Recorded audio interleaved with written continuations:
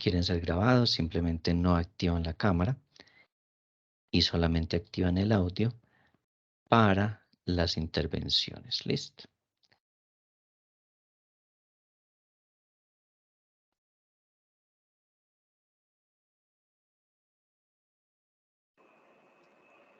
Buenas noches, profesor. Listo. Muy buenas noches. Listo, muy bien. Geraldine, buenas noches. Le hago una pregunta. ¿Qué recuerda de la clase pasada? Profe, a ver, hablamos de las propiedades de inversión. Sí,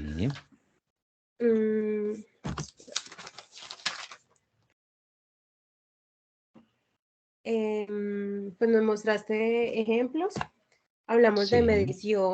medición posterior, modelo de valor razonable y ya. Listo. ¿Y qué recuerda de qué son propiedades de inversión?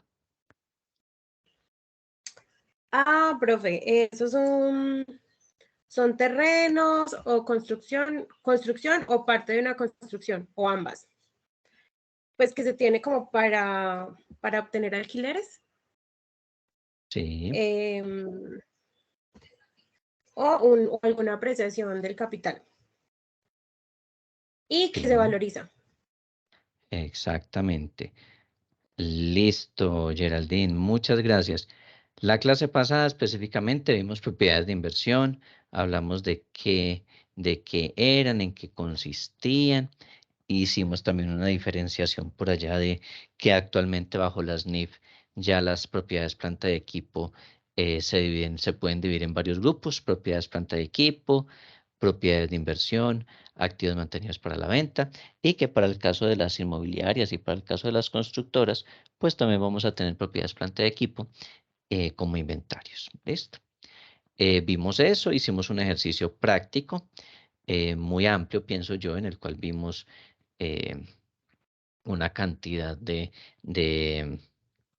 mejor dicho, toda la secuencia de un caso con respecto a una propiedad de inversión, ¿sí? Y la vimos mediante una metodología, y la metodología, en el caso de la medición posterior, la hicimos al valor razonable, ¿cierto? Hoy, entonces, vamos a ver la otra metodología, que es la del modelo del costo, ¿sí? Mencionamos acá en las diapositivas cuando las estábamos viendo y cuando veíamos el tema, dijimos por allá, miren, cuando hagamos medición posterior, la norma, ¿sí? La NIF para pymes, nos permite escoger entre dos modelos. Uno, el modelo del costo, y el otro que era el valor razonable. También hicimos una claridad y dijimos que cuando se utilice uno de los dos modelos, pues ese es el que se tendrá que seguir utilizando de allí en adelante. Si no es que usted diga, el primer año lo hago al valor razonable, el segundo al modelo del costo, el tercero otra vez al valor razonable, y así sucesivamente. Sí, eso no se puede, sino que uno lo, lo lleva a cabo, ¿sí? Año tras año con la metodología que se haya elegido desde el inicio. ¿Listo? Independientemente de que la norma permita que se escoja el uno o el otro, una vez que yo ya determino cuál voy a utilizar, debo seguir utilizando ese modelo todos los años, ¿sí? Entonces ya vimos un modelo que fue el modelo del valor razonable. Ahora, hoy vamos a ver el modelo del costo. ¿Listo? La medición inicial no va a cambiar. La medición inicial sigue siendo esta misma, ¿sí? La norma dice, cuando usted mida por primera vez una propiedad de inversión, tenga en cuenta estos elementos. Entonces, cuando usted lo mide por primera vez, esto es. ¿Listo? O sea, esto no va a cambiar. Pero cuando usted realice medición posterior, entonces puede escoger entre estos dos. Entonces, pues como nosotros estamos aprendiendo, entonces ya vimos valor razonable. Ahora, el día de hoy, trabajaremos y aprenderemos el modelo del costo.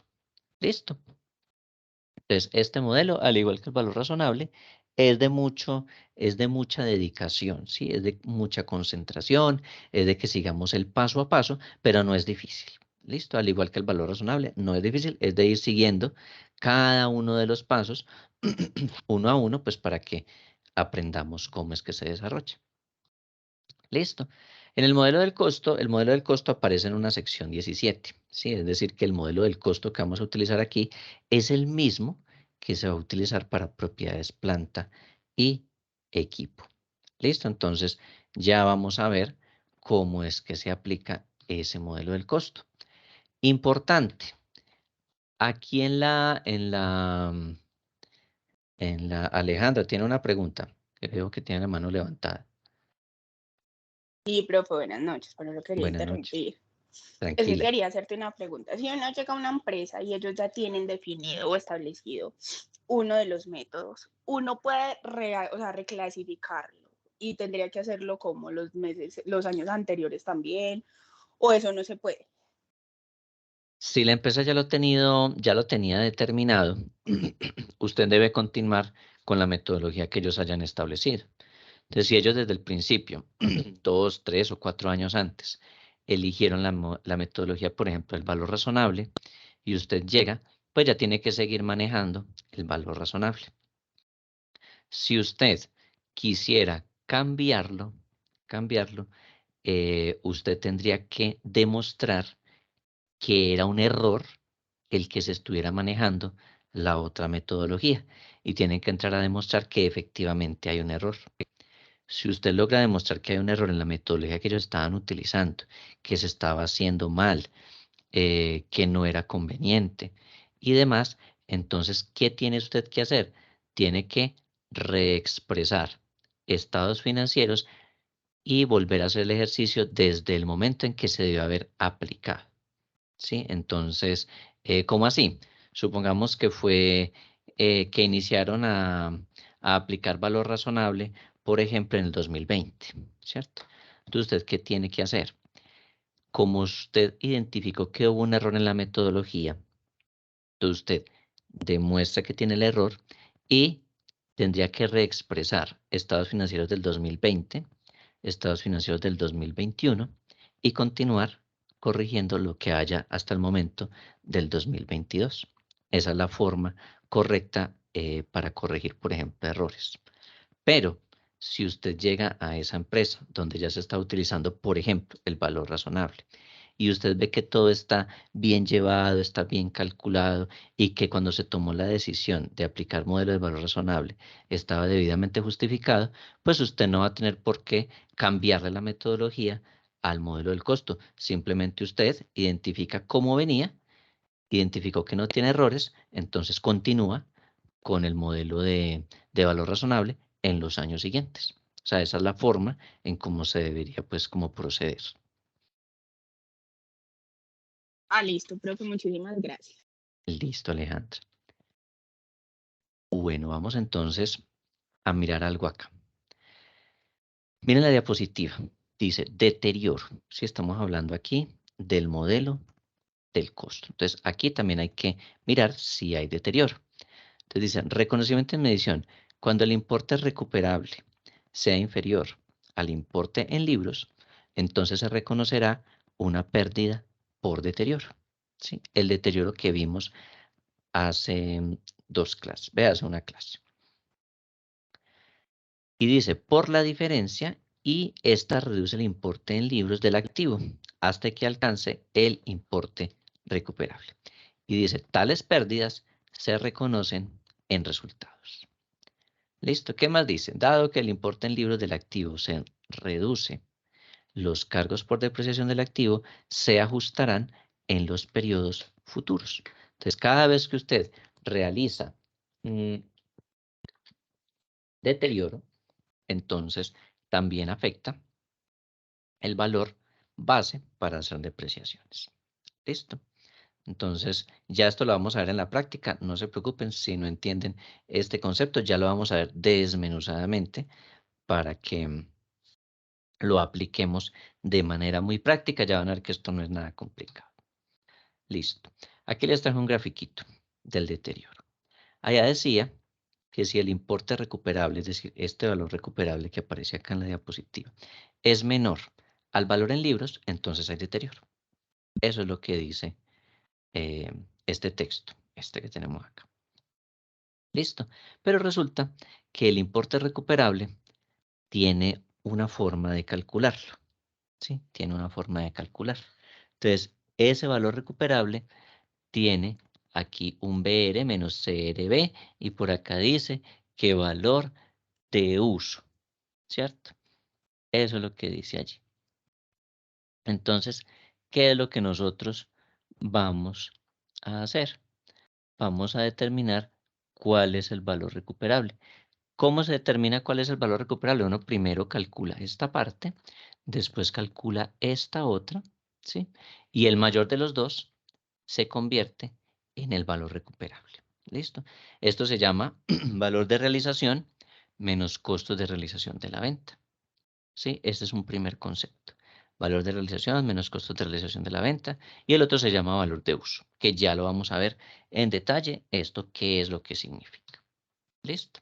Miren, ¿qué es el importe recuperable de un activo? Es el mayor, ¿sí? Es el mayor, o sea, de estos dos, ¿sí? Calculamos estos dos, ¿y es el mayor de qué? Entre el valor razonable menos los costos de realización de la venta y su valor en uso. Entonces, importe recuperable, el mayor que salga de comparar estos dos valores. ¿Listo? Eso se llama valor recuperable. El mayor que salga de esta operación que hagamos aquí, de comparar por un lado este frente al valor de uso. Ahora, valor razonable menos costos de realización de la venta, es decir, esta primera partecita que hay acá, ¿qué significa? Dice, es el importe que se puede obtener por la venta de un activo o unidad generadora de efectivo en una transacción realizada en condiciones de independencia mutua entre partes interesadas y debidamente informadas, menos los costos de disposición. ¿Listo? ¿Qué quiere decir esto? Pues que nosotros aquí vamos a averiguar, ¿sí? ¿Qué nos da en el valor de realización menos los costos de realización de la venta? ¿Sí? Entonces vamos a identificar en condiciones de mercado en cuanto se vende un activo, pero a eso le tengo que restar los costos que se asocian a esa venta. ¿Listo? Entonces, mire, es que si yo vendo una propiedad de inversión, si yo la vendo en este momento, tengo que pagar algo. Entonces, que tengo que pagar. En Colombia tenemos la costumbre de que las escrituras se pagan por mitad. ¿Sí? En otros países no, pero en Colombia sí. Entonces, aquí en Colombia las escrituras se pagan por mitad. Entonces, si yo vendo un inmueble, entonces yo como vendedor pago la mitad de la escritura, ¿cierto? Y el comprador paga la otra mitad. Eso es un costo de realización de la venta, ¿sí? Y todo lo demás que usted pague en esa operación. Entonces, si yo como vendedor del inmueble pago también comisión, pues hará parte de los costos de realización de la venta. ¿Listo? Entonces, eso nos está diciendo este primer concepto. Valor en uso. Entonces, hay otro concepto que es nuevo, que es este de aquí, valor de uso o valor en uso. ¿Qué es eso? Es el valor presente, miren. Valor presente. ¿De qué? De los flujos futuros de efectivo estimados que se espera obtener de un activo o una unidad generadora de efectivo. ¿Qué quiere decir esto? Entonces, yo traigo los flujos futuros que voy a percibir de ese inmueble, ¿sí? Y lo voy a traer a el día de hoy. ¿Listo? Y eso es el valor en uso. Para esto, pues hay que hacer mención de algunas cosas de matemáticas financieras. Que qué susto, que qué problema, que a mí se me olvidó todo lo de matemáticas financieras en cierto semestre de la universidad. No hay problema, acá lo vamos a ver y lo vamos a aplicar. Entonces, no se asusten si se les olvidó qué es un flujo futuro, si se les olvidó cómo se trae algo de valor presente. No hay ningún problema porque para esto nos ayuda muchísimo el Excel. ¿Listo? Entonces, no se van a asustar. Ay, es que yo no me acuerdo ni siquiera qué es una tasa de interés, ni nada. Aquí vamos a trabajar algunos elementos. Listo. Entonces, esos son conceptos que necesitamos para esta medición posterior al modelo del costo. ¿Listo? Muy bien.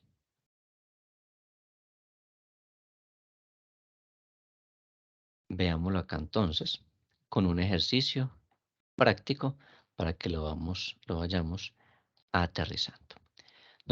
Yo les compartí en el grupo de WhatsApp, les compartí el ejercicio que hicimos el día, el día sábado. Si nosotros realizamos toda la operación, realizamos medición inicial de este inmueble, de este edificio que estábamos adquiriendo, hicimos el reconocimiento contable, hicimos la medición posterior, pero al modelo A, que es el valor razonable, y realizamos todo, calculamos la depreciación, calculamos si había deterioro y todo esto lo registramos en la contabilidad para el año 1. Posteriormente, hicimos la misma operación pues para el año 2 y entonces calculamos depreciación, calculamos el deterioro y lo registramos en la contabilidad para el caso del año 2. ¿Sí?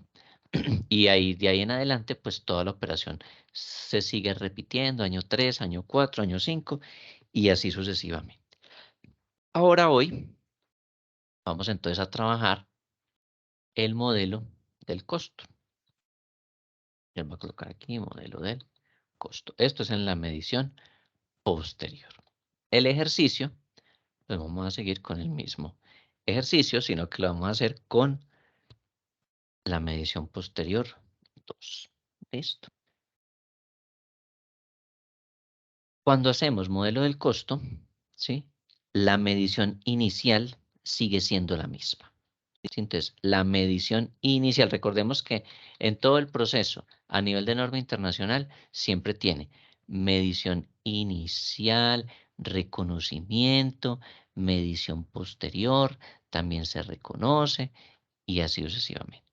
¿Listo? Entonces, medición inicial de una propiedad de inversión, esto no tiene variación.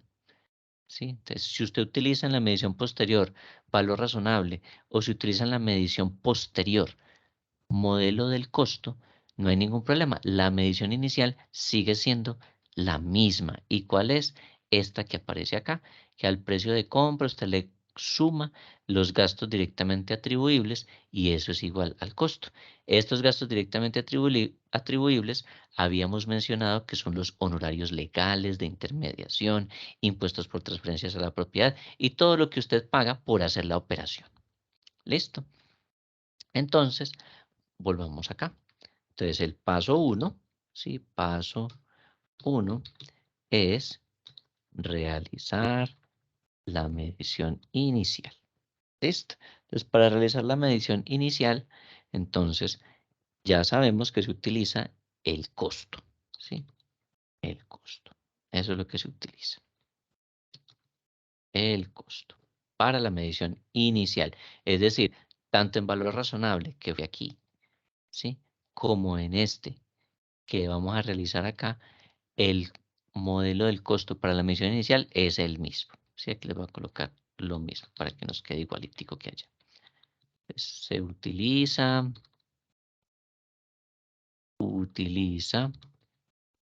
el modelo del costo.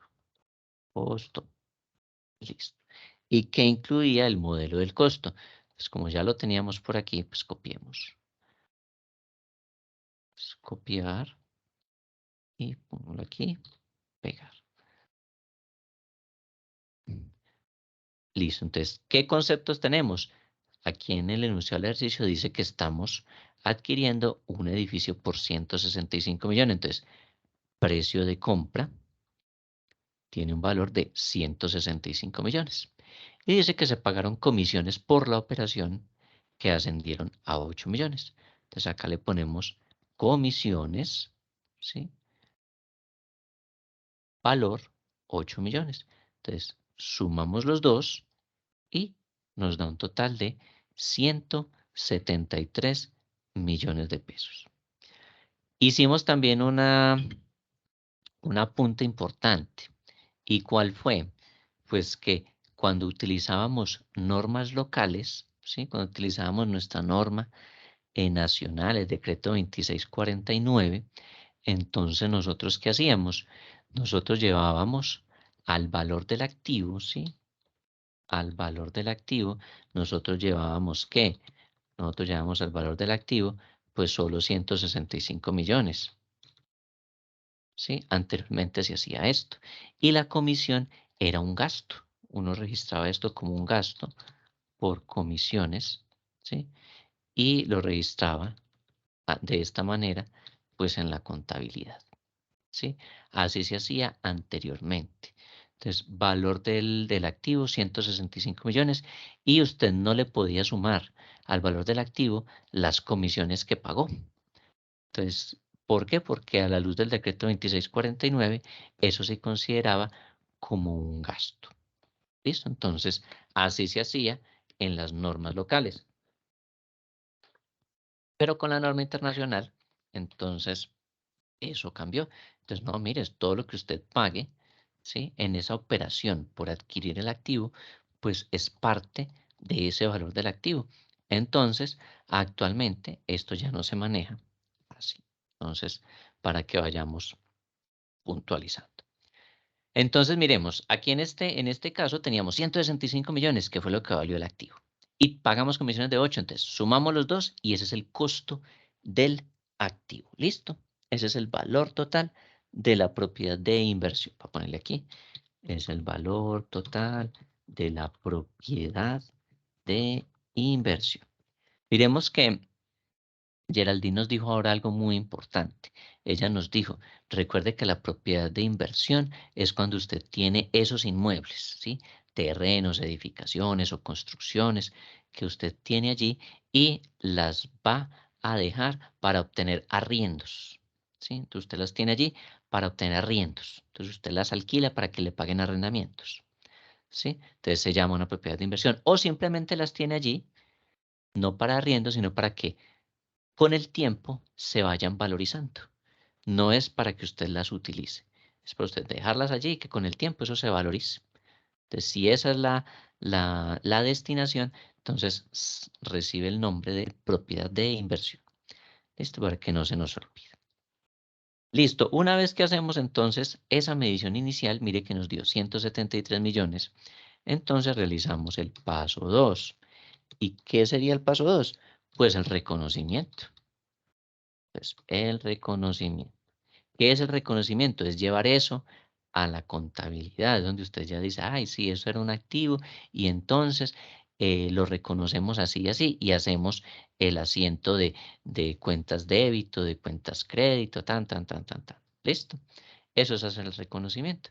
Entonces ya nosotros no decimos, ay, vamos a hacer el registro contable, sino que le decimos ya técnicamente el reconocimiento.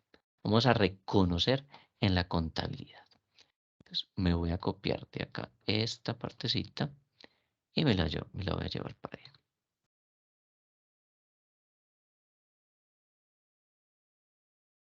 Listo. Entonces ahí lo he copiado. Listo. Entonces, ¿qué tenemos? Una cuenta de activo, ¿sí? Propiedades de inversión, edificaciones y como subcuenta al costo. ¿Listo? ¿Débitos por cuánto? Pues por lo que acabamos de calcular, 173 millones de pesos. Y pues usted pagó esto de alguna manera, entonces la cuenta de efectivo y equivalentes disminuye en un total de 173 millones de pesos. Toda transacción tiene que tener su descripción. Entonces usted le coloca para registrar adquisición de propiedades de inversión, edificio tal, ubicado en tal dirección y le coloca acá que es con el objetivo de alquilarlo. Todo lo que adicionalmente le permite a usted describir la operación. ¿Listo? Entonces, tenemos el concepto, aquí hemos calculado el valor y acá lo reconocemos. Este cálculo que hicimos, usted debe guardarlo, debe tenerlo en alguna parte que sustente el por qué usted hizo este asiento contable. ¿Listo? Ya usted no va a ir hasta el documento y, por ejemplo, va a colocar ahí una copia de la escritura, va a poner, mire, 165 millones, y entonces, ¿qué hago con los otros? ¿Cómo digo que aquí quedó según tal documento? Miren que en la escritura, ¿por cuánto va a estar el inmueble en la escritura? Por 165 millones. ¿Por cuánto le está registrando usted en la contabilidad? Lo está registrando por 173. ¿Sí? Cuando nosotros estuvimos manejando por allá en la ley 1314, había algo que decía que la esencia sobre la forma, ¿cierto? Entonces que ahora prima, ¿sí? El hecho económico sobre la forma legal. Entonces, en la escritura, usted va a tener un inmueble por 165 millones. 165 millones. Pero, en su contabilidad usted está registrando el hecho económico, ¿sí? Y el hecho económico, ¿qué le dice a usted? Mire, en total, el edificio financieramente y desde el punto de vista de contabilidad financiera no vale 165 millones. Esto está solamente en el papel. Realmente esa propiedad de inversión usted la adquirió a 173 millones de pesos, porque es la escritura más lo que usted pagó de comisión. ¿Listo? ¿Que tendrá que tener los soportes? Claro, los tendrá que tener, pero el asiento contable no se limita a lo que aparezca en un documento. ¿Listo? Entonces, prima el hecho económico sobre la forma legal. ¿Listo? Anteriormente, bajo normas locales, usted tenía que registrar lo que apareciera en la escritura. Y eso es lo que usted tenía que registrar y ese era el valor que usted ponía en la contabilidad. Y no se podía salir de allá. Y si un auditor llegaba y le decía, ay, mire, la escritura dice 165 y usted le puso 173, eso ahí mismo se lo glosaban y le dejaban el hallazgo. ¿Sí? Actualmente no. Ya usted debe tener en cuenta los principios de la norma internacional. La norma internacional le está diciendo que se hace de esta forma. ¿Listo? Entonces usted tendrá que tener como soporte, pues por allá la escritura y también tendrá que tener un soporte por allá que fue la factura en la cual a usted le cobraron la comisión de los 8 millones y ambos van a ser soportes para esta sola transacción. ¿Listo? Muy bien, entonces tenemos acá propiedad de inversión aumentando las edificaciones y su cuenta al costo. Usted tiene que decir que lo está midiendo al costo. ¿Listo? Y salió el dinero pues de efectivo y equivalentes. Ese efectivo y equivalentes. A propósito, ¿quién sabe ahorita qué compone el grupo de efectivo y equivalentes? ¿Qué cuentas? Ustedes que son tan curiosos con eso de la contabilidad y los planes de cuentas y todo eso. O quién sabe.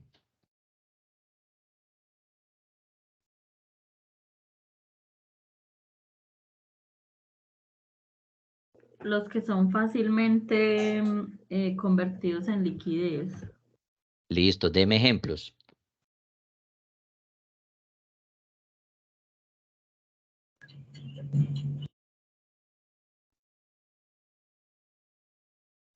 Profe, caja, bancos, inversiones, deudores, no me acuerdo de más. Listo. Muy bien. Entonces, anteriormente, bajo normas nacionales o bajo normas locales, nosotros teníamos un grupo que se llamaba el disponible, ¿cierto? Y entonces, básicamente, en ese grupo del disponible, usted tenía caja, tenía bancos, tenía cuentas de ahorro, ¿cierto? Básicamente esos eran como los más disponibles que habían. Y después seguía otro grupo que eran las inversiones, y en los grupos de inversiones usted tenía que los CDTs, las acciones, los bonos, ¿cierto? Etcétera. Todo eso lo teníamos en el grupo de inversiones.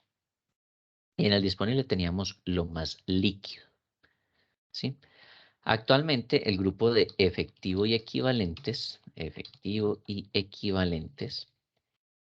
está compuesto pues por lo mismo, caja, ¿cierto? ¿Qué implicará qué? Implicará la caja general, las cajas menores, tiene también lo que haya depositado en bancos, ¿sí? Entendiendo bancos como cuenta corriente, cuentas de ahorro también, ¿sí? Pero ahora ya hacen parte del efectivo y equivalentes, ¿sí? Aquellos títulos que sean convertibles en dinero en un periodo inferior a 6 meses. ¿Listo? Entonces voy a colocar aquí títulos que sean convertibles en dinero, en menos de 6 meses. ¿Listo? Entonces, actualmente en el efectivo de equivalentes, usted ya puede tener aquí, por ejemplo, CDTs, acciones y bonos. Y adicionalmente, aparte, también va a tener CDT, acciones y bonos que no son efectivo y equivalentes. ¿Listo? Entonces, para que aprovechen y apunten eso allí, que es importante. Entonces, usted tiene títulos que sean convertibles en dinero en un periodo de 6 meses, entonces ya se convierten o forman parte del grupo de efectivo y equivalentes. Entonces, ay, mire, es que yo tenía un CDT a un año y entonces yo lo tenía por acá catalogado como inversiones. Entonces, no. Si usted ese título que tenía un año ya han pasado, por decir algo, 8 meses, usted lo reclasifica y lo saca de por acá donde usted lo tenía en inversiones y lo pasa a efectivo y equivalentes, porque a la luz de la norma internacional, los títulos que sean convertibles en dinero en un periodo inferior a 6 meses se denominan o forman parte integral del efectivo y equivalentes. ¿Listo? Entonces, para que lo tengan allí. Hago una pregunta. Usted está allí, es el contador de una empresa, y le llegó un oficio del juzgado. Un oficio del juzgado, llamémoslo el juzgado séptimo de Armenia, donde le dicen, mire, señores, empresa tal, le informamos que el 10% de la cuenta corriente está embargado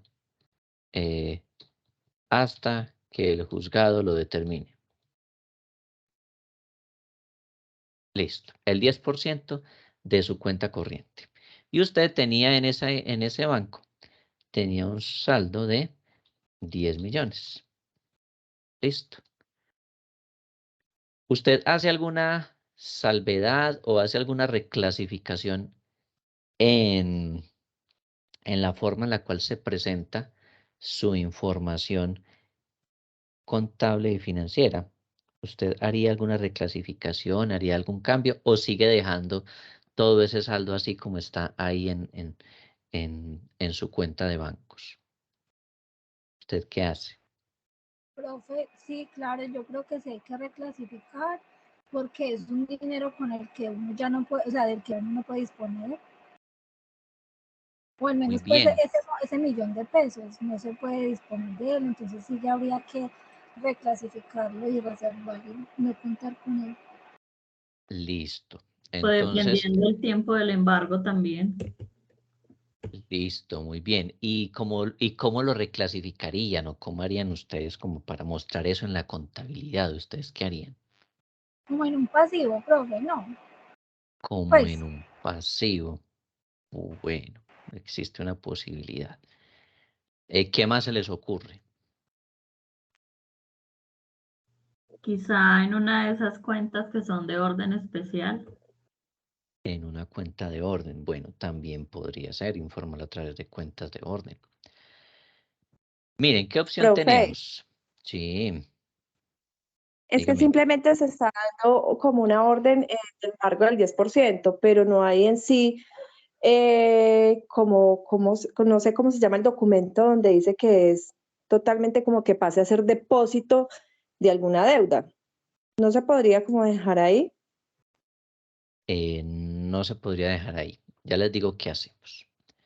Miren, cuando ustedes les reciban como contadores ese oficio del juzgado, o a usted le diga al gerente, ay, mire, es que me llegó del juzgado de este oficio, donde dicen que el 10% está ahí embargado y no se sabe hasta cuánto, ¿cierto? Ellos dirán allí en su momento o dirán que hasta el momento en que se dé solución a alguna medida o hasta que se tomen ciertas actuaciones. Entonces le dicen que el 10%, es decir, que de estos 10 millones, usted va a tener un milloncito, ¿cierto? 1, 2, 3, 1, 2, 3. 1 millón que usted no va a poder tocar. Y así usted va y retire los 10 millones. El banco también tiene el oficio del juzgado en el cual al banco le dijeron, mire, me hace el favor y le retiene ese 10% y se lo deja congelado, ¿sí? Entonces, ¿nosotros qué hacemos? Nosotros tenemos en la contabilidad, con base en ese oficio que se recibió, nosotros reclasificamos esa parte del saldo. ¿Qué hacemos entonces? Nosotros colocaremos en nuestra contabilidad pues que el saldo de bancos, ¿sí? Pues ya no va a ser 10 millones, sino que va a ser 9 millones.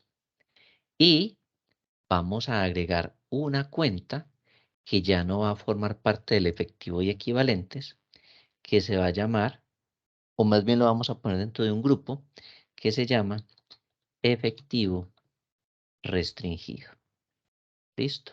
Entonces, ese efectivo restringido allá es donde vamos a colocar que es 1 millón. El millón no nos lo han quitado, el millón simplemente nos lo tienen allí retenido, congelado y no lo podemos tocar. Seguirá siendo nuestro efectivo, ¿sí? Pero es un efectivo restringido. Ya no lo podemos dejar aquí en el efectivo y equivalentes. Lo sacamos y lo colocamos en efectivo restringido, ¿sí? Supongamos que en el oficio nos hubiesen dicho, va a estar así por un periodo de 10 meses, ¿sí? Por un periodo de 10 meses. Entonces, usted lo dejará durante esos 10 meses. Listo. Eso es lo que uno tiene que hacer. Ahora, no necesariamente tiene que llegar un oficio del juzgado. También puede ser, por ejemplo, un acuerdo que usted tenga con el banco. Eso ya depende de la capacidad de negociación que tengan las empresas con los gerentes de los bancos. Entonces, ¿a qué me refiero con esto? Los bancos tienen unas necesidades de captar ciertos recursos, ¿sí? Ellos necesitan captar dinero, pues para poderlo poner en créditos, ¿cierto? Entonces, una forma de captar es decirle a las empresas, mire, como usted tiene siempre en la cuenta alrededor de 200 millones que no utiliza, entonces déjelos ahí durante 3 años, ahí quietecitos durante 3 años, y yo le ofrezco, si se puede decir beneficio, yo le ofrezco un beneficio de que todas las cuentas de los trabajadores que estén aquí abiertas con nosotros, pues no tienen ningún costo sobre nada. Entonces pueden consultar en el cajero todas las veces que quieran, pueden hacer toda la cantidad de retiros que deseen y no se le genera ningún cobro, ¿sí? Y ustedes como empresa no les cobramos, por decir algo, expedición de chequeras, los exoneramos de que si realizan más de 200 transacciones al mes no se les va a cobrar nada. Y listo, pero con la condición de que el saldo que usted tiene en su cuenta siempre deje ahí quietecitos 200 millones, no los mueva para nada. ¿Sí? Esa es una negociación que uno como gerente hace en ocasiones con los bancos y mira con cuál banco le conviene más. Eso también se denomina efectivo restringido. Y a pesar de que en su cuenta de bancos, a pesar de que usted en el banco tiene, pongámosle aquí 1.000 millones, tiene 1.000 millones, de esos 1.000 millones hay 200 que usted no puede tocar, pero pero el banco no se los congela. Es decir, el banco no le va a decir a usted, mire, ya va en 800, va en 205 millones, no me retire más de 5 millones porque me descuadran los 200 que tiene que dejar quietos. No, el banco no le va a decir a usted nada. Si usted el día de mañana fue y retiró y quedó con un saldo menor a estos 200, ¿sí? Supongamos que le quedó 250. Simplemente usted lo que hace es perder los beneficios, ¿sí? Lo otro que usted acordó con el banco, ¿sí? Pero el banco no le dice, no se los puede llevar. Él le dice, le doy el beneficio si usted mantiene allí un saldo de 200. Pero si usted retira un monto en el cual me descomplete los 200, pues no es que no se los dejo retirar, simplemente le quito los acuerdos o los compromisos en los que habíamos quedado. Si esto es así, entonces usted tiene de estos 1.000 millones, 200 que son efectivo restringido. ¿Listo? Y lo tendrá que ubicar en esa cuenta que se llama efectivo restringido. Y obviamente pues en las notas explicativas a los estados financieros, pues usted mencionará la situación que ocurre. ¿Listo? Entonces quería pues como plasmarles aprovechar el espacio y que ustedes tengan esto allí presente por si se les da esa situación. ¿Sí? No en todos los casos se da, no en todas las empresas se da, pero si se les llega a presentar ese caso, ya saben que deben quitarlo del efectivo y equivalentes, ¿sí? Y agregarlo en la cuenta que se llama efectivo restringido. Si es efectivo restringido, por ejemplo, usted lo pactó con un banco a 3 años, ¿sí? Donde usted dijo, sí, yo me comprometo a tener esos 3 años, esos 200 millones ahí quietecitos. Si usted hizo eso, usted debe colocar ese efectivo restringido y debe sacarlo de sus activos corrientes, ¿sí? Usted ya no lo va a dejar en el activo corriente, usted lo va a dejar en el activo no corriente. ¿Listo? Entonces, cuando usted presenta su estado de la situación financiera o su balance general, entonces, en el activo no corriente usted va a tener una partida que se llama efectivo restringido. ¿Listo? Y, ¿cómo así? Si es que el efectivo siempre tiene que ir en los activos corrientes. Pues no siempre tiene que ir en los activos corrientes. Hay situaciones como estas o como el caso de los embargos, en caso de que sea un periodo significativo, donde usted quitará del activo corriente, ¿sí? Un saldo que normalmente debería ir en este activo corriente. ¿Listo? Entonces lo pasará al activo no corriente y allá va a aparecer así. Dinero con acceso restringido, efectivo restringido. ¿Listo? Entonces, para que es simplemente un punto aparte de lo que estamos acá trabajando. Listo, muy bien. Volvamos entonces acá. Bueno, pregunto. ¿Queda claro cómo deben actuar en esta situación? ¿Sí o no?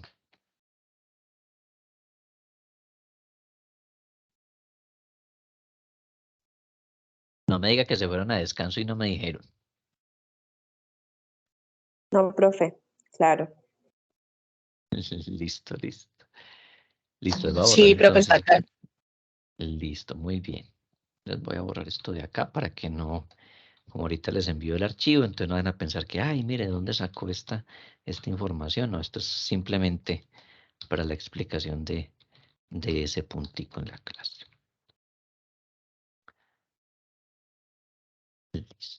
Listo, volvamos entonces acá. Entonces, miren, hicimos la medición inicial, nos quedó tal cual, mire, no cambió prácticamente en nada con respecto a lo que hicimos en el valor razonable. Mire que en el valor razonable también teníamos propiedad de inversión, medidas al costo, efectivo equivalente, y el para registrar inclusive es el mismo. ¿Sí ven? Entonces, la medición inicial en el modelo del costo no cambia. ¿En qué cambia? Cambia en la medición posterior. Entonces vamos a realizar la medición posterior. ¿Listo? Entonces decíamos en paso 2. Entonces pongámosle aquí paso 3. Realizamos medición posterior. Listo. Y aquí vamos a tomar la opción B. ¿Listo? Entonces al modelo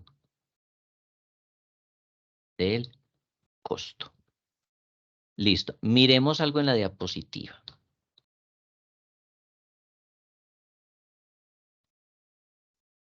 Por acá decía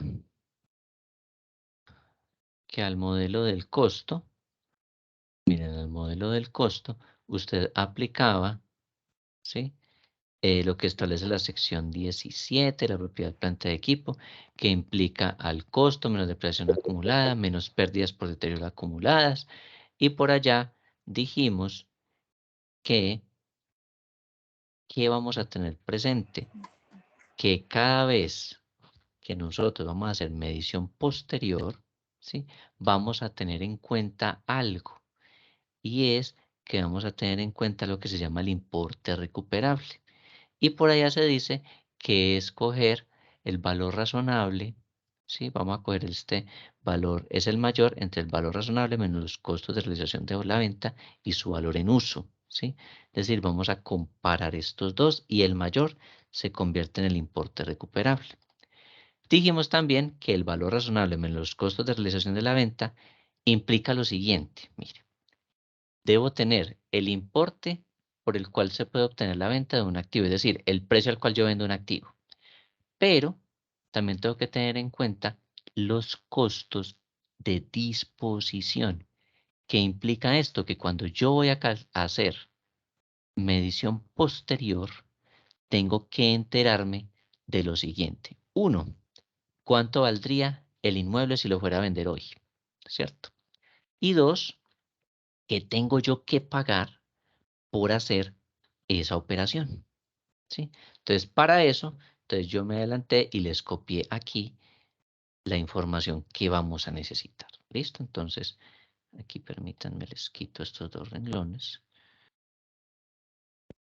Profe, Y este Excel usted entonces, lo sube al WhatsApp. este Excel también se los voy a subir al WhatsApp. Sí, señora. Ah, bueno, gracias. Listo. De todas maneras, ustedes van tomando los apuntes, van también haciendo las operaciones acá en el Excel para que no pierdan la esencia de lo que estamos haciendo. ¿Sí? Entonces, la idea es que ustedes vayan a ir tomando ahí poco a poco todos los apuntes.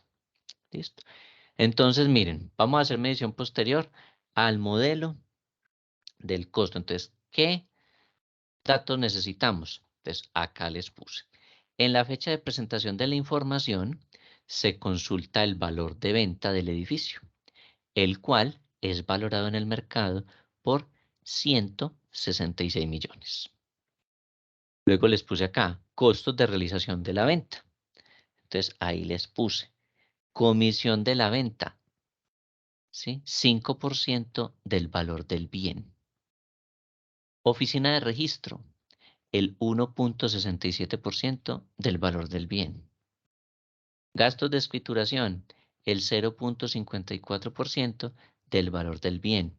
Y le agregamos la costumbre. Entonces, en nuestro país, el 50% lo paga el vendedor y el 50% lo paga el comprador.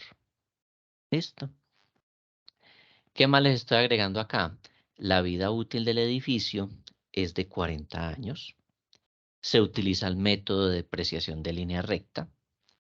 Tenemos un valor residual de 0. ¿Sí? Entonces, para este caso, les puse que no tenemos valor residual. Si la empresa, desde el inicio, consideró que debe tener valor residual, pues aquí tendría valor, así como hicimos el caso anterior. Miren que en el caso anterior teníamos valor residual era como de 40, era de 60 millones, ¿sí? Aquí les puse que era un valor residual de 0, ¿sí? Cada vez que usted vea que una empresa no le tenga valor residual a una propiedad de inversión, eso se considera que el valor residual es nulo. Por eso acá le estoy colocando de acuerdo con la norma, el valor residual es nulo. Entonces, cuando ustedes digan, el valor residual es 0, ustedes pueden decir tranquilamente, sí, el valor residual es nulo. ¿Listo? Miren la destinación del edificio. La destinación del edificio, ¿qué nos dice? La edificación se alquilará por un periodo de 2 años. ¿Listo? Y les estoy colocando el valor del arrendamiento mensual para el año 1 va a ser de 2.500.000 y el valor del arrendamiento mensual durante el año 2 va a ser de 2.700.000. La inflación esperada para el año 1 va a ser del 6% y la inflación esperada para el año 2 va a ser del 6%. Listo, les coloqué estas dos tasas. Ya les digo por qué las vamos a necesitar. Listo. Esta es la información que tenemos. Este es el contexto para nosotros realizar medición posterior mediante el modelo del costo. ¿Listo? Entonces, este modelo es diferente, por lo tanto necesitamos esta información. ¿Listo? En el valor razonable, ¿qué era lo único que necesitábamos? Necesitábamos saber cuánto era el valor de mercado del inmueble. Y ya. Y entonces íbamos, comparábamos, miramos si se aumentaba el valor o si se disminuía y se ajustaba. Aquí, pues hay un procedimiento un poquito más largo. ¿Por qué? Pues porque nos implica averiguar cuánto es el precio del mercado del inmueble y adicionalmente los costos en los que tendríamos que incurrir nosotros si realizáramos la venta. ¿Sí? Entonces, aquí tenemos que se paga el 5% de comisión, que se paga el 1.67% del valor del bien y gastos de escrituración del 0.54 del valor del bien, de los cuales el 50 lo paga el vendedor y el 50 el comprador. Y tenemos los otros datos como la vida útil, cuánto va a ser el arrendamiento mensual de ese inmueble para el año 1, para el año 2 y cuál sería la inflación, tanto del año 1 y del año 2. Hasta aquí quiero hacerles una pregunta.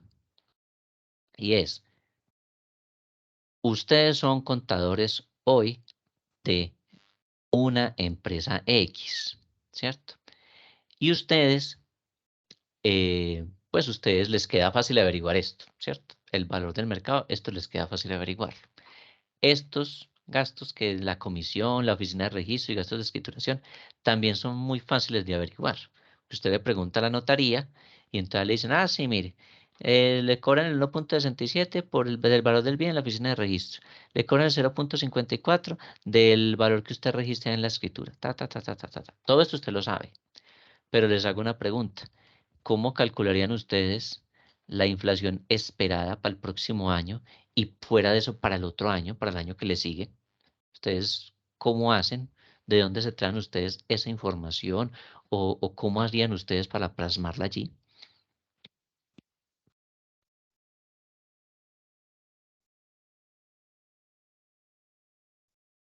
Porque aquí, pues, aquí se las estoy dando yo y le estoy diciendo, ay, sí, mire, la inflación esperada del año 1 es el 6 y la del año 2 es el 6. Pero usted se está yendo a la práctica y entonces se sentó allá como contador. Le dijeron, mire, acabamos de adquirir esta propiedad de inversión, ya la costeamos, ya la registramos, la vamos a alquilar por 2 años. A usted le dijo el gerente eso. La vamos a alquilar por 2 años. El primer año, cada mes lo vamos a cobrar a 2.500. Y al año siguiente le vamos a subir y se le va a quedar en 2.700. Listo. Usted esos datos hasta ahí los tiene y fácil. Pero entonces a usted le falta otro dato, la inflación esperada para el próximo año y la inflación esperada para el otro año que sigue. ¿De dónde saca usted ese dato? Profe, eso no lo da el Banco de la República. El Banco de la República le dice a usted, mire, la inflación del año 2024 es del 6. Sí será. No, ellos dan la No, información del IPC. Ellos dan la información del IPC. Y ellos también, o sea, dan una sugerencia como de un cálculo de los consumos y todo eso, pero pues ya habría O que... tal vez con el valor futuro de matemáticas financieras. Con el valor futuro de las matemáticas financieras. Bueno, podría ser. Podría ser. ¿Qué más se les ocurre? O sea, a ustedes es les que eso toca también salir con aplica ahí esa como tasa. un promedio de los años, como el promedio de lo que viene, como ese análisis. Como ese análisis. Y entonces, ¿ustedes qué harían? Bueno, si supongamos que lo fuera a hacer con ese análisis, ¿usted qué hace? ¿Usted qué se trae? ¿Usted qué se consigue? pues las últimas inflaciones reales, tendría que ser los últimos años.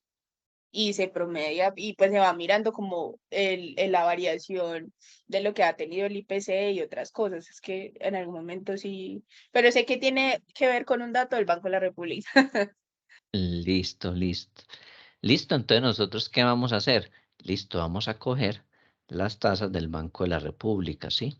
Entonces vamos a coger las tasas de inflación que saca el Banco de la República, ¿cierto?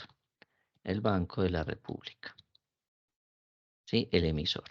Entonces, el Banco de la República nos dice, mire, la inflación del año 2018 fue del 9%, del 7%.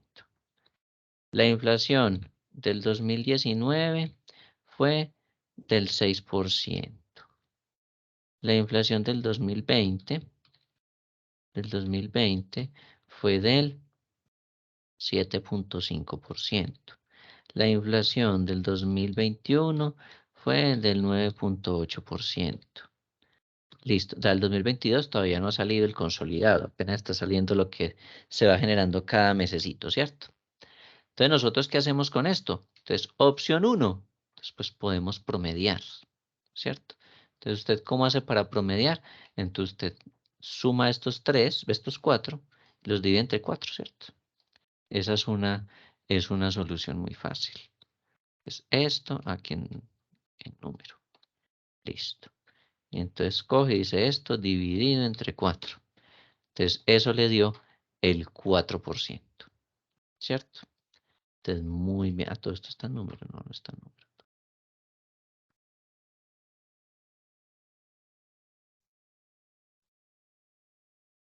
El 7, el 6, el 7, 5, el 9, 8. Listo.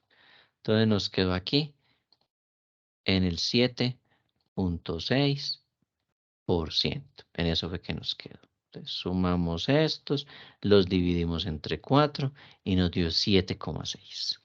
¿Listo? Pero este 7,6, como es un promedio, entonces ¿usted qué va a hacer? Va a tomar cuál es el más alto y cuál es el más bajito. ¿Sí? Entonces el más bajito es este, el del 6, y el más alto es este del 9,8. ¿Sí? Este es su promedio. Entonces, ¿usted qué hace? Toma el más bajito, el 6, y toma el más alto, que es este del 9,8, y le va sacando la diferencia. Entonces, ay, mire, ¿cuánto es este menos este? Entonces, 7.6 menos 6 da 1,6. Ahora, 9,8 menos 7,6 da 2.2. ¿Sí? Entonces, mire, puede haber una variación. Si baja mucho, puede bajar 1.6 puntos frente al promedio que usted calculó. Este lo voy a poner aquí. Este es mi promedio. Este es mi promedio. Y si se sube mucho, se puede llegar a subir hasta un 2.2. Entonces, prudentemente, ¿usted qué puede hacer? Sáquele la mitad a estos dos y se lo suma a este 1.6. Entonces, ¿cómo así? Entonces, cogemos este más este. En este caso lo dividimos entre 2, que es la cantidad de datos que nos quedan, y nos quedó un 1.9. Entonces, ¿cuál va a ser la tasa que usted va a utilizar proyectada de inflación para ese año que usted desconoce? Pues va a ser este 7.6 más este 1.9 que usted calculó aquí. Listo. Eso es una forma fácil de calcular la inflación esperada. Listo. Ahora, cuando usted la calcula, ¿sí? Entonces usted dice, sí, es el 9.5. Entonces, esa es el 9.5 para el año 1. Esta operación que hicimos acá, usted la documenta. Obviamente, pues ya acá se las puse a la carrerita y en desorden. Usted la coloca. La fuente es del Banco de la República, de la página tal, la consulté, es una fuente oficial, Se realizó la siguiente metodología, se calculó el promedio y me dio 7,6. Adicionalmente, se tomaron valores extremos, es decir, de estos últimos 5 años, en este caso 4, de estos últimos 4 años, el 6 fue la más bajita. Y de estos últimos 4 años, el 9,8 fue la más alta. Y usted coloca todo eso ahí de manera escrita, ¿sí? Y una vez que se identificaron cuáles eran los valores extremos, entonces le sacó la resta o la diferencia entre mi valor promedio y esos valores extremos. Entonces a 6, ¿sí? Le resté 7,6 y me quedó 1,6. Y a este 7,6 le resté 9,8 y me dio 2,2. Entonces, como estos son los dos datos que están diferentes frente al promedio, entonces cogí y saqué el promedio de estos dos. Y al sacar el promedio de estos dos, me dio 1,9. Entonces, la inflación esperada es la suma de mi promedio más el promedio de los datos extremos. Y entonces dio un total de 9,5. Entonces coloca usted inflación esperada para el año, supongamos que es 2023, el 2023 es el 9,5%. ¿Listo? Entonces, así usted tiene una base matemática suficiente para que cuando llegue cualquier ente de control o cuando llegue cualquier auditor, encuentre que usted no se le inventó, que usted llegó y dijo, ah, sí, yo por ahí miré en Google y en Google dijo un gurú que la inflación iba a ser el 9,5. Entonces yo le creí al gurú y le puse el 9,5%. ¿Listo? Esa no es una base fundamentada, mientras que este sí obedece a un proceso matemático. ¿Listo? Entonces, esa es una de las formas para que usted como contador pueda dar solución cuando le toque hacer un ejercicio como este. ¿Listo? Entonces, ay, mire, todavía estamos, apenas vamos a empezar el año y pues no sabemos en nada de cómo va a ser la inflación y tengo que hacer este ejercicio. Entonces, calcule la inflación esperada para el año siguiente. Entonces, aquí está la alternativa. ¿Listo? Entonces, ese era pues como un paréntesis que les quería hacer al respecto. ¿Listo? Esto se los voy a dejar por aquí a un ladito. Eso, se los voy a dejar como por acá, de que no me borre los otros datos. Eso. Listo. Listo, muy bien. Entonces, ya sabemos, ¿sí?, que en nuestro ejercicio como profesionales tenemos una herramienta como estas. Usted puede tomar los últimos 5 años o inclusive puede tomarse los últimos 10 años para sacar tasas de inflación proyectadas. ¿Listo? Entonces, lo importante que usted fundamente cómo va a construir esa tasa de inflación esperada. ¿Listo? Aquí, pues, para efectos académicos, no se las estoy poniendo a construir, simplemente yo les estoy dando el valor. Pero como usted no siempre tiene otra persona que le dé el valor, usted la deberá elaborar. Y esta es una metodología cierta que se aplica para tasas de inflación esperadas o proyectadas. ¿Listo? Ahora, si el Banco de la República específicamente dice en un informe que publique a la opinión pública, miren, la inflación esperada para el año 2023 es del 10%, ¿sí?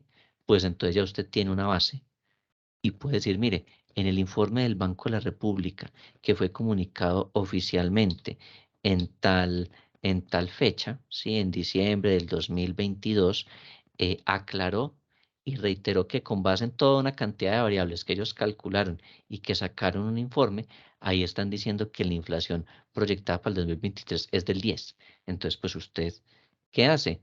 Documenta eso. Usted va y dice, ah, mire, este es el informe, está en tal página, es una de las conclusiones y es un informe que fue dado por el Banco de la República, por ejemplo, al Congreso o a Presidencia o Comunicación de Interés General. Entonces, pues usted ya la tendría allí planteada. Pero si el Banco de la República no se atreve a dar esta información, pues entonces usted la construye y este sería el fundamento para justificar el por qué esta tasa de interés o esta tasa de inflación, perdón, esperada. ¿Listo? ¿Sí me hice entender con la forma de calcularlo o esto está como muy difícil? Esto que hicimos.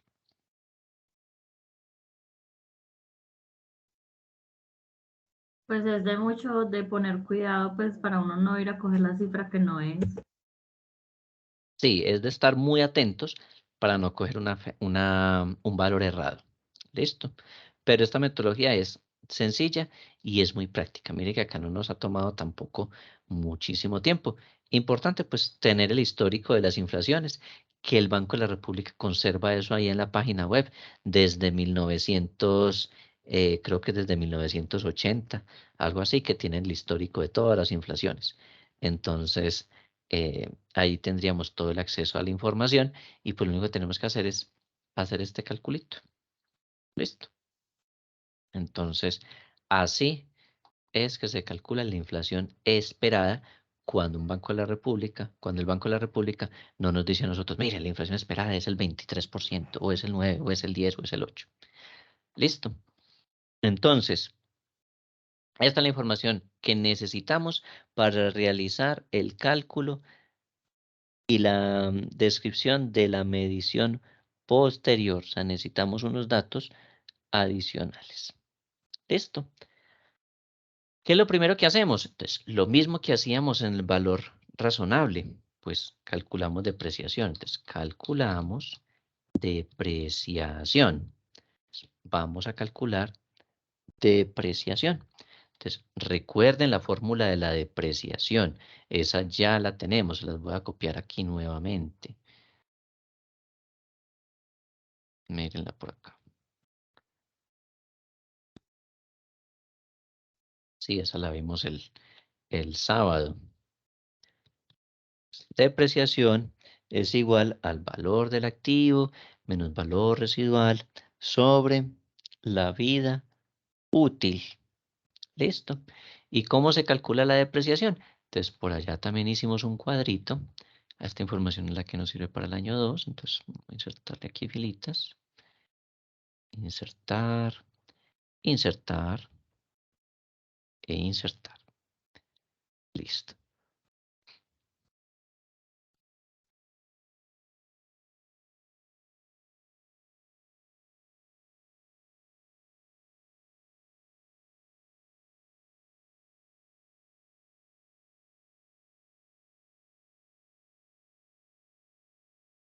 Listo. Entonces, ¿qué tenemos para calcular la depreciación? Tenemos esta formulita, ya saben que la pueden hacer directa, pues acá ya tienen el dato, valor del activo menos valor residual sobre vida útil. Valor del activo, ¿cuánto es el valor del activo?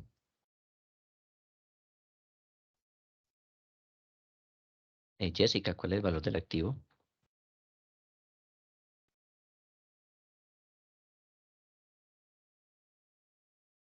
Los 173.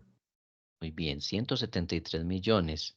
Entonces ya lo habíamos calculado por aquí, dijimos valor del activo, el que llama la contabilidad, nos dio 173 millones. 173 millones. Menos valor residual. Entonces, aquí dijimos que el valor residual iba a ser 0, ¿cierto? 0. Valor base a depreciar, entonces sabemos que es valor del activo menos el valor residual. En este caso, pues los mismos 173 millones. Vida útil en años. Aquí estamos diciendo que la vida útil es de 40 años. Entonces, 40 años. Entonces, ¿cuál es el valor de la depreciación? Pues va a ser igual a los 173 millones dividido entre la vida útil. Y entonces nos da un total de 4.325.000. ¿Listo? Esa es la forma de calcular la depreciación. ¿Listo? Entonces, como ya la calculamos, entonces, ¿qué tenemos que hacer? Registrarla en la contabilidad. Entonces, vamos a traernos de acá el cuadrito.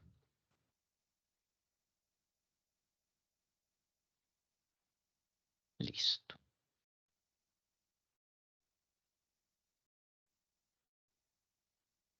La cuenta, entonces, propiedades de inversión, edificaciones, subcuenta, depreciación acumulada. Recuerden que como está disminuyendo el valor del activo, entonces de género crédito. Entonces, 4.325.000 contra su contrapartida, que se llama ¿cómo? Pues gasto por depreciación acumulada, de propiedades de inversión, por concepto de edificaciones, que es la cuenta del gasto. Para registrar depreciación acumulada del año 1 del edificio tal, propiedad de inversión. ¿Sí ven? Miren que la mecánica empieza a ser muy similar, a lo que hacíamos con valor razonable. ¿Qué hacíamos con valor razonable cuando hacíamos medición inicial? Calculábamos depreciación y una vez que calculábamos depreciación, la registrábamos. Y una vez que la registrábamos, ¿con qué paso seguíamos? Mirábamos si había deterioro. Y si había deterioro, lo registrábamos. Es lo mismo que vamos a hacer acá. Lo único aquí es que el deterioro se calcula distinto. ¿Listo? Se calcula diferente. Preguntas con la depreciación. ¿Entendido cómo la calculamos? ¿Sí o no? Sí, profe. Sí, señor. Sí, Listo, profe. miren que esta depreciación, la depreciación acumulada es muy fácil de calcular. Listo, aprovechemos estos 3 minutos para lo siguiente. El sábado, varios faltaron porque tenían las pruebas que les hacen del ICFES, ¿sí? Entonces, los que tuvieron que presentar esas pruebas tienen las excusas respectivas, ¿sí? Es importante que ustedes informen antes, ¿sí? Porque yo, por ejemplo, no sabía que ustedes tenían que presentar esas pruebas como que el sábado, ¿sí? Algunos que no las habían presentado, apenas les correspondía este sábado. Entonces, por favor, cuando vayan a faltar por situaciones como esas, informen antes, no simplemente informen ya cuando yo les digo acá que mire, ve, ahí les queda la inasistencia y entonces si uno no les dice, ustedes no se reportan, ¿sí? Entonces, importante, háganlo ustedes que saben con tiempo que tienen que presentar unas pruebas y demás, ¿sí? Hay algunos que tuvieron de pronto alguna incapacidad y demás, entonces, por favor, informen, reporten la novedad para uno saber. ¿Listo? Entonces, fundamental que ustedes que saben las situaciones que están presentando, que informen a tiempo. ¿Listo? Entonces, las personas que faltaron por el tema de lo de las pruebas saber, entonces ahí tienen la debida justificación y pues yo paso el reporte y la universidad les cruza allá y les quita la inasistencia porque yo les reporto tuvo inasistencia, pero tiene excusa de las pruebas a ver. Entonces ya ellos allá buscan en el listado de los que tuvieron que presentar pruebas a ver y entonces ya con eso les hacen el cruce, listo. Entonces para que no se preocupen por eso, que yo veo que hay varios que están como preocupados por el tema. Entonces ya saben que los que tuvieron esa inasistencia, esa inexistencia pues no les es tenida en cuenta por el caso de las pruebas a ver. Y cuando tengan alguna novedad o algo, informen. No esperen a que ya por ahí han pasado 4 o 5 días para decir, sí, es que mira que yo tal día falté. ¿Listo? Entonces, para que por favor estén ustedes ahí muy pendientes porque pues yo no puedo estar detrás de ustedes preguntándoles a toda hora, ay, mire usted, ¿por qué no vino? Es que no, usted no va a venir, ¿no? Cada uno es muy responsable de su asistencia al seminario. ¿Listo? No sé si tengan preguntas, dudas, inquietudes antes de salir a este descanso. Profe, ¿y usted me puede Sí. hacer un favor de subir un poquito más la pantalla, o sea, de lo que está antes de la fórmula de la depreciación? Qué pena, profe. Listo. Me dice hasta dónde. Por ahí, hasta Pues aquí. un poquito más de donde empieza la descripción, cuando dice la vida útil del edificio de 40 años. Ya. Acá, esta parte.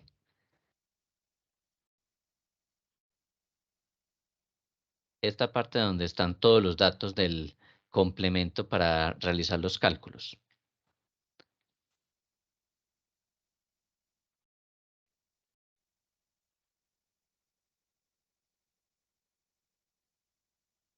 ¿Sí es ahí? ¿O la subo otro poquito?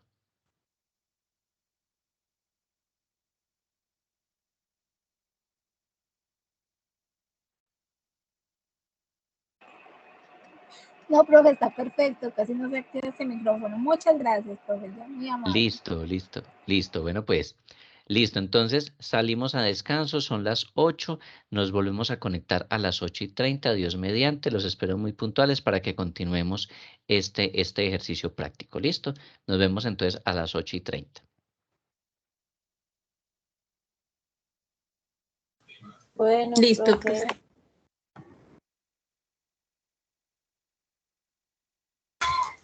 Profe, ¿le puedo decir una cosita? Un momentico. No sé que hayan hablado, esa es la otra, porque puede que la haya trabajado. Espéreme. ¿Ya me escucha ahí?